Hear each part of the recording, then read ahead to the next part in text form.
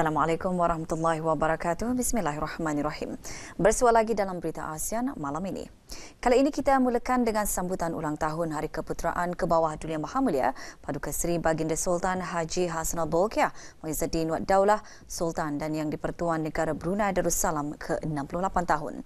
Memandangkan Hari Keputeraan ke Bawah Dunia Maha Mulia pada tahun ini jatuh pada 17 Ramadan, maka beberapa acara sambutan telah diganjakkan pada bulan Ogos ini. Acara ini bukan sahaja sentiasa dinanti-nantikan oleh segenap lapisan masyarakat di negara ini, bahkan turut diambil peluang oleh para pelancong asing untuk berkunjung ke negara ini bagi menyaksikan sendiri kemeriahan sambutannya.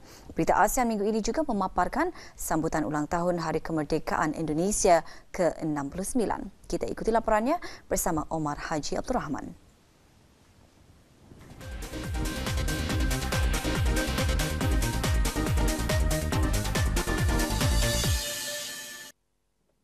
Sambutan ulang tahun Hari Keputeraan ke Bawah Dunia Maha Mulia Paduka Seri Baginda Sultan Haji Hassanal Bolkiah Muizzuddin Wad Daulah Sultan dan Yang di-Pertuan Negara Brunei Darussalam ke-68 bermula dengan istiadat perbarisan kehormatan di Taman Haji Semuda Omar Ali Saifuddin di Ibu Negara.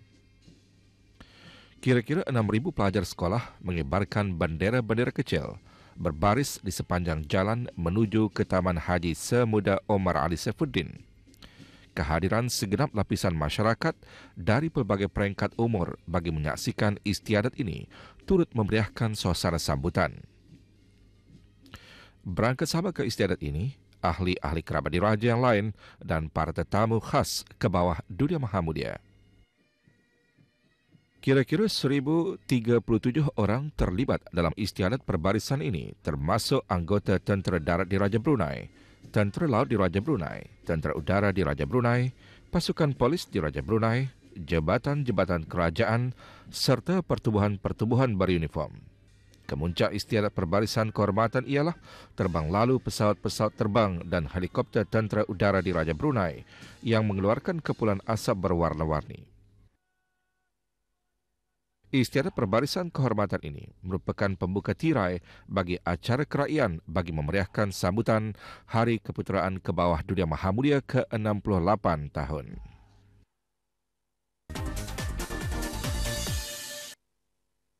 Istiadat perbarisan kehormatan disusuli dengan istiadat mengadap dan mengurniakan bintang-bintang kebesaran negara Brunei Darussalam di Balai Singgasana Istana Nurul Iman. Ke bawah Dunia Maha Mulia Paduka Seri Baginda Sultan Haji Hassanal Bolkiah Muizzuddin Wad Daulah Sultan dan Yang di-Pertuan Negara Brunei Darussalam dan ke bawah Dunia Maha Mulia Paduka Seri Baginda Raja Isri Pengiran Anak Hajah Soleha berangkat ke istiadat ini. Berangkat sama paduka anaknya dan adinda ke bawah Dunia Maha Mulia serta tetamu-tetamu khas ke bawah Dunia Maha Mulia. Ke bawah Dunia Maha Mulia Paduka Seri Baginda Sultan dan Yang di-Pertuan Negara Brunei Darussalam dalam titah memperkenankan penubuhan Majlis Wawasan 2035 yang akan bekerjasama rapat dengan jawatan kuasa tertinggi Rancangan Kemajuan Negara dan unit penggerak di Jabatan Perdana Menteri.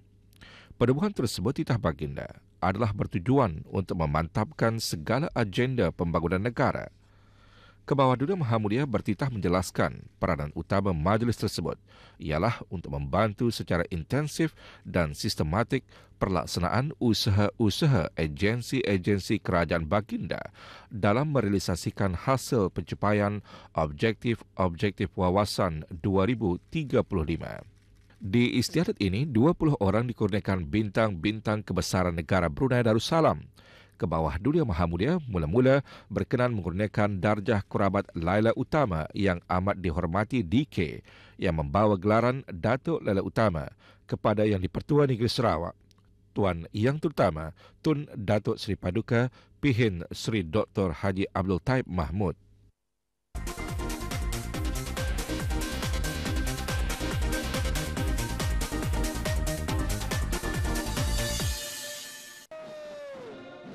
Presiden Susilo Bambang Yudhoyono menghadiri sambutan ulang tahun Hari Kemerdekaan Indonesia ke-69 pada 17 Ogos lalu. Majlis berlangsung di Istana Presiden dan dihadiri oleh para pembesar termasuk bekas Presiden Indonesia dan pegawai kerajaan.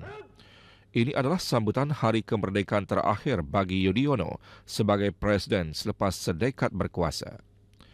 Dalam ucapan terakhirnya di hadapan ahli-ahli parlimen pada 15 Ogos lalu, Presiden Yudhoyono berkata, Indonesia mesti menjaga proses demokrasi kerana mereka memilih penggantinya selepas pilihan raya Presiden sebelumnya dipertikaikan. Lebih 130 juta rakyat Indonesia keluar mengundi bulan lalu, yang mana Ketua Suruhanjaya Pilihan Raya mengumumkan kemenangan Gubernur Jakarta Joko Jokowi. Yudhoyono berkata beliau akan menyokong Presiden baru dan mengucapkan terima kasih kepada ahli-ahli kerajaan Indonesia. Yudhoyono akan menyerahkan jawatan pada bulan Oktober akan datang.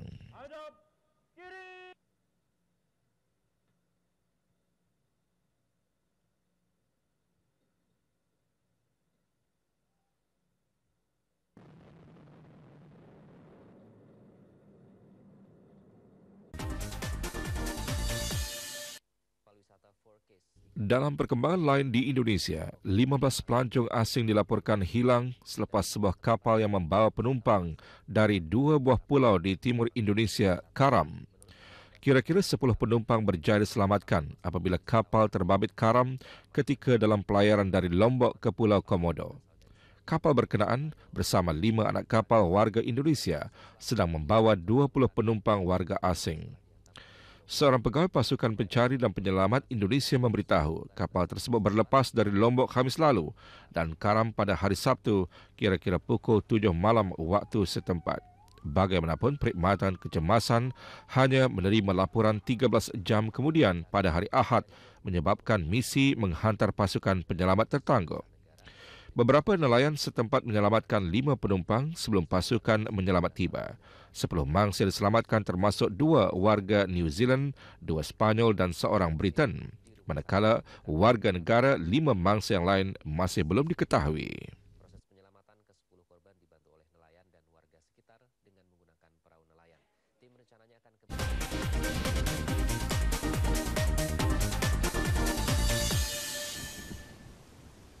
Berita ASEAN juga mengongsikan beberapa bahan berita lain. Antaranya, Laos bersiap sedia hadapi bencana banjir. Di Singapura, sistem robotik bantu melakukan pembedahan. Di Myanmar, 3 buah bandar payu tersenarai dalam warisan dunia. Dan di Malaysia, Universiti Teknologi Mara membaharui produk permainan lama secara robotik. Ikuti laporannya bersama Omar Haji Abdul Rahman.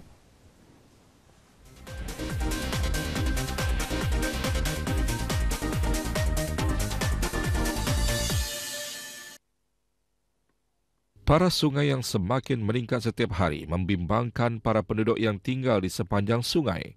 Menurut penduduk, pada minggu kebelakangan ini, paras air meningkat pada ketinggian 0.15 meter hingga 0.20 meter dalam sehari.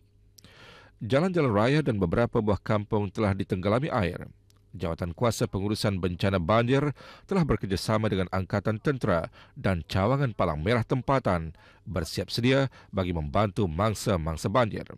Jawatan Kuasa telah menyediakan bot bagi memindahkan mangsa-mangsa banjir ke lokasi yang selamat. Pihak berkuasa tempatan menjadikan sekolah-sekolah sebagai tempat tinggal sementara bagi mangsa-mangsa yang terjejas oleh banjir. Hospital dan pusat perubatan juga bersedia memberi rawatan kepada mereka yang terjejas.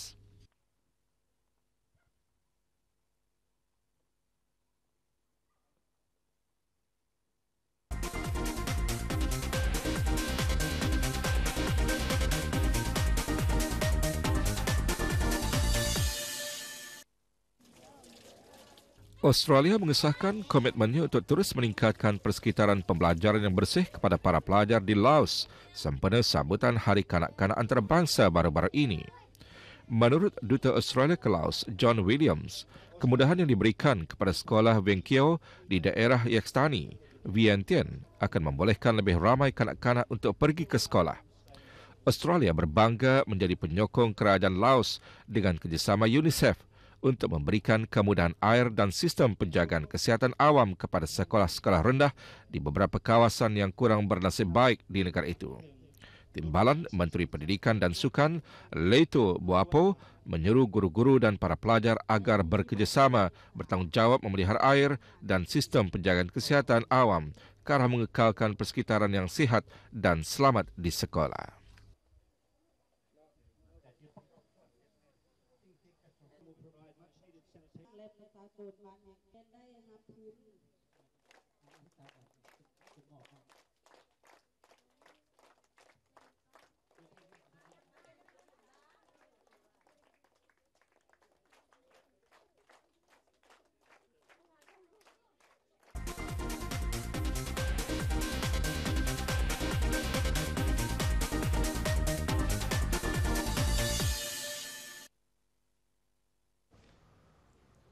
Sementara itu di Vietnam, hospital pusat di Tua Tien Hu berjaya merawat pesakit kanser ovari buat kali pertama. Usaha sama para doktor di hospital dan kerajaan bagi menggunakan teknologi sel stem untuk merawat kanser payudara dan kanser pangkal rahim amat dihargai. Penyelidikan sel stem untuk menyembuhkan kanser payudara dan kanser ovari adalah projek yang dibiayai oleh Kementerian Sains dan Teknologi dan dilaksanakan oleh Hospital Pusat di Tua Tien Hu. Keadaan rawatan ini masih baru dan mendapat reaksi yang berbeza. Khi tiêu diệt toàn bộ tế bào ung thư thì như vậy tụy của bệnh nhân cũng bị sụp.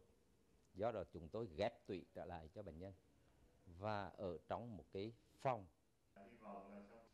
không những đối với trong nước và bạn bè quốc tế để trong quá trình chờ không điều gì nữa vì điều kiện kinh tế.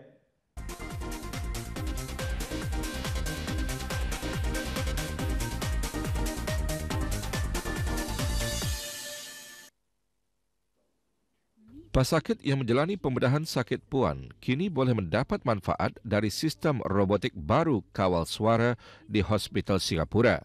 Peranti bermotor ini adalah yang pertama di Asia yang membantu melakukan pembedahan. Peranti digunakan bagi pembedahan sakit puan yang kompleks. Hospital Singapura telah menjalankan kira-kira 240 pembedahan bantuan peranti bermotor sejak tahun lalu. Awal tahun ini, pesakit berusia 27 tahun, Virgilia Welford, menjadi pesakit pertama di Asia menjalani pembedahan dengan bantuan robotik. Beliau disahkan menghidap endometriosis yang teruk, iaitu apabila lapisan rahim didapati di luar rahim. Selepas menjalani pembedahan, Virgilia Welford didapati pulih dalam tempoh 3 minggu. Beliau tidak perlu membayar kos tambahan bagi menjalani pembedahan robotik.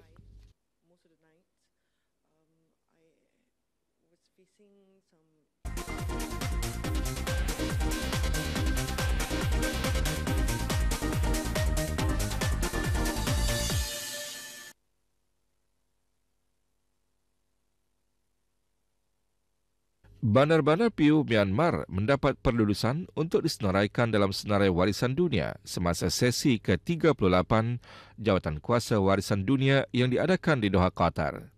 Penyenaraian 3 buah bandar lama Han Lin, Bengkano dan Sri Kestra adalah yang pertama bagi Myanmar ke dalam senarai warisan dunia.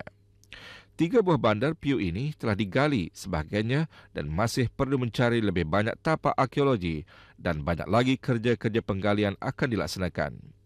Sisa-sisa istana purba, tanah perkuburan dan tapak pengeluaran awal industri telah ditemui. Walaupun bahasa PIU kini pupus, tetapi kajian pada batu yang terdapat di beberapa monumen PIU memberikan pengetahuan dan struktur tata bahasa. Budaya PIU dipengaruhi seni bena, seni dan pertanian era Bagan.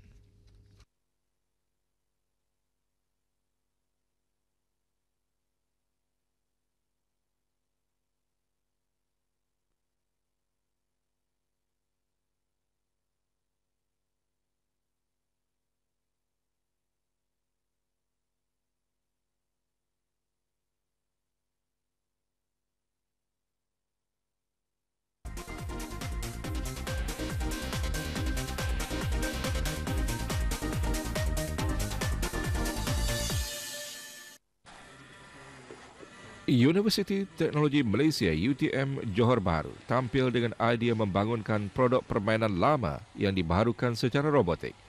Dikenali dengan nama Wheel Explorer ataupun dam robotik. Ia merupakan hasil inovasi permainan robot dam di atas papan dam khas. Dam robotik ini menggunakan sistem pemrosesan imej untuk merekod pergerakan tangan menerusi kamera. Inovasi yang mula dicipta sejak tahun 2012 hanya melibatkan kira-kira RM2,000 bagi kos pembinaan. Dalam usaha memperkenalkan produk prototipe ini, kumpulan penyelidik bakal bekerjasama dengan syarikat-syarikat dalam industri. Jika berjaya dipasarkan, ia dijangka boleh dijual pada harga kurang dari RM100 Malaysia.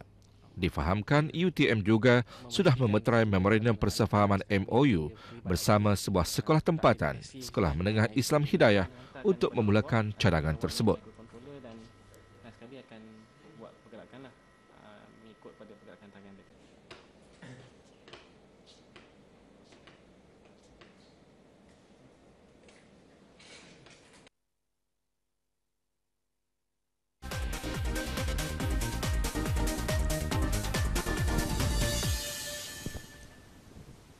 Ya, Auda ASEAN perlu bersatu dan bekerjasama dalam mewujudkan momentum ke arah mewujudkan komuniti ASEAN pada tahun 2015 dan pembangunan wawasan pasca 2015. Kerjasama dari semua anggota adalah penting dalam menjalinkan strategi ke arah mempertingkatkan keutamaan ASEAN dalam menghadapi perkembangan terbaru dan peralihan lanskap strategik di rantau ini.